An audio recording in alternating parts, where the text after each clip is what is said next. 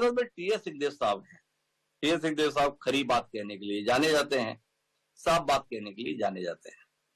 क्या कहते हैं सिंहदेव साहब? आज की ये कार्रवाई एक सत्य को खोजने की कोशिश है, एक एजेंसी अपना काम कर रही है, उसे अपना काम कर देना चाहिए, या आपको लगता है ये राजनीतिक षड्यंत्र है?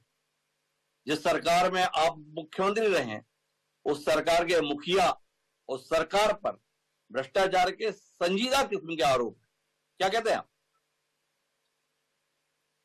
हिमांशु जी, आज पहली बार क्षमा मांग रहा हूं। एक मुझे बिल्कुल जानकारी नहीं थी कि किस प्रकार की यहाँ चर्चा होगी, और जिस तरह से चर्चा प्रारंभ की गई बुद्ध भगवान का नाम लेकर, और जिस स्तर पे चर्चा हो रही थी, मैं अपने आप को उस योग्य नहीं पा रहा कि उस चर्चा में मैं सम्मिलित हो सकूं। तो मैं क्षमा मांग के चाहूंगा कि आज मुझे माफ कर दें।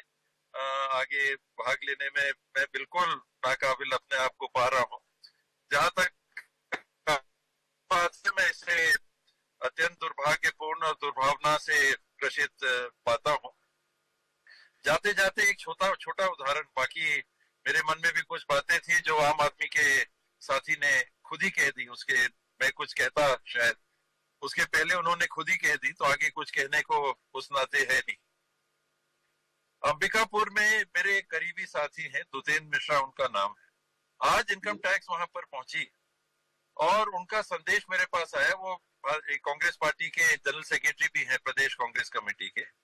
मेरी पूरी उनसे बात अभी नहीं हुई है, मैं आपको बस छोटे में बता के इजाजत चाहूंगा जी। उनने मुझे जो संदेश भेजा वो ये भेजा कि उनको कहा गया है कि भारतीय जनता पार्टी में आ जाओ।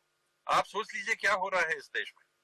तो इतना ही कहकर मैं आपसे विदा चाह रहा हूँ। दुतेन मिश्रा मैंने नाम लिया, इनकम टैक्स डिपार्टमेंट के लोग वहां पहुंचे और मेरे पास जो उनका संदेश आया, इनडायरेक्टली, अभी मैंने उनसे डायरेक्टली बात नहीं की है तो उतना लिहाज रख के कि शायद कहीं बात में कोई अंतर ना हो, ये हो रहा है इस देश में, ये हो रहा है छत्तीसगढ़ में। आप भूपेश जी को भी इसी संदर्भ में देख लें, सारी कार्रवाइयों के संदर्भ में देख लें। और पहली बार माफी मांगते हुए इजाजत चाहूंगा। मैं सदैव आपका साथी मानिए अपने मुझे, मैं सदैव आपका पूर्ण सम्मान और पूरा साथ देता रहूंगा, लेकिन इस स्तर के डिबेट में मुझे क्षमा करेंगे प्लीज। तो सिंघदेव साहब इस डिबेट में शामिल नहीं रहना चाहते क्योंकि बातचीत का स्तर काफी आक्रामक है।